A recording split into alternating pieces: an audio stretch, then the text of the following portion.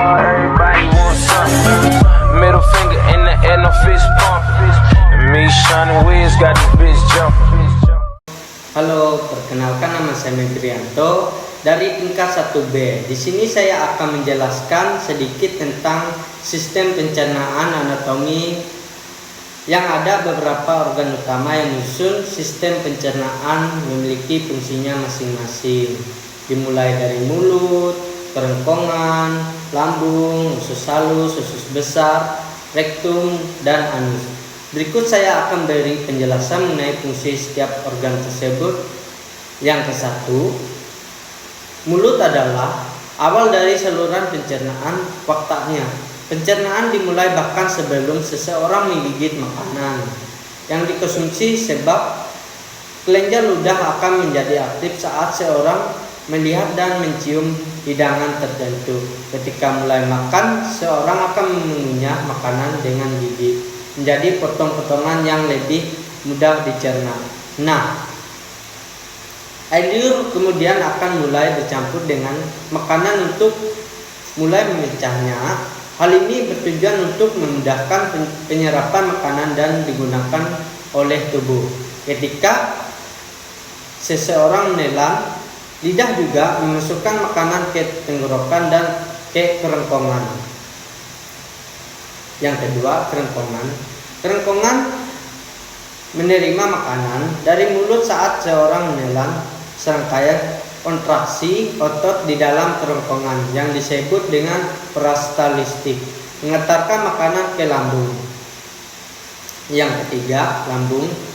Lambung merupakan organ berongga yang berfungsi untuk menampung makanan saat sedang dicampur dengan enzim lambung. Enzim tersebut nantinya akan melanjutkan proses pemecahan makanan menjadi bentuk dapat digunakan.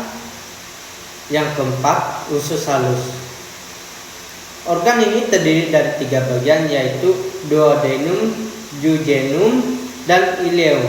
Perlu diketahui bahwa usus kecil merupakan tabung otot sepanjang 22 kaki, di mana organ ini berfungsi untuk memecah makanan menggunakan enzim dilepaskan oleh pankreas dan empedu dari hati. Selain itu juga gerak peristaltik juga bekerja di organ ini, memindahkan makanan dan mencampurnya dengan cairan pernapasan dari pankreas dan hati. Yang kelima, pankreas. Organ ini berfungsi untuk mengeluarkan enzim pencernaan ke dalam duodenum yang memecah protein, lemak, dan karbohidrat. Pankreas juga membuat insulin, merusaknya langsung ke aliran darah. Yang keenam, hati atau liver. Hati memiliki banyak fungsi, tetapi tugas utamanya dalam sistem pencernaan adalah proses nutrisi yang diserap dari usus kecil empedu. Dari yang dikresikan oleh usus kecil juga memainkan peran penting dalam mencerna lemak dan beberapa vitamin. 7. Kantong empedu.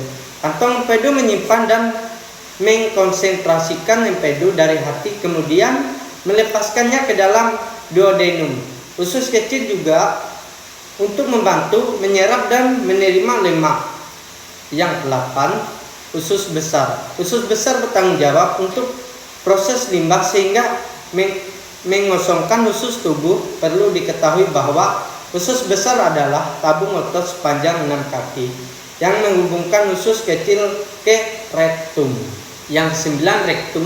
Rektum merupakan bagian tubuh yang memiliki berbagai fungsi, mulai dari menerima feses dan usus besar, memberitakan bahwa feses yang harus dikeluarkan dan menahan feses sebagai terjadi evakuasi. Yang ke-10. Anus. Anus adalah bagian terakhir dari saluran pencernaan.